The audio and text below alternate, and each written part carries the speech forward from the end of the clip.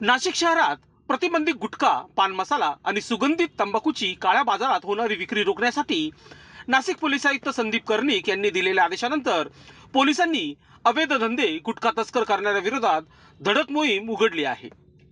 Police उपायुक्त किरण कुमार चव्हाण आणि सहाय्यक पोलीस आयुक्त संदीप मिटके यांच्या मार्गदर्शनाखाली गुन्हे शाखा युनिट 1 ने गुटखा तस्करांच्या मुसक्या आवळल्या.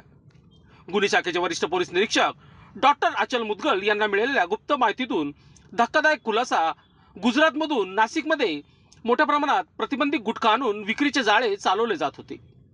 माहिती मिळतात पोलीस उपनिरीक्षक दत्तात्रय पोटे आणि त्यांच्या पथकाने ठक्कर रिट्रीट परिसरात सापळा रचला.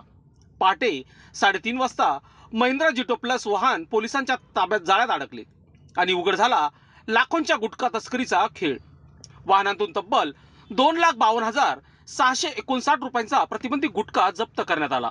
सोबतच 2,50,000 रुपयांचे वाहन ताब्यात घेत पोलिसांनी तस्करांना मोठा धक्का दिला. या कारवाईत चेतन गोविंद मुसळे, प्रदीप भाऊसाहेब वलटे आणि इरफान अयूब तांबोळी यांना ताब्यात घेण्यात आले. चौकशीत गुजरातमधून माल आणून नाशिकमध्ये विक्रीचे नेटवर्क सुरू असल्याचे समोर आले.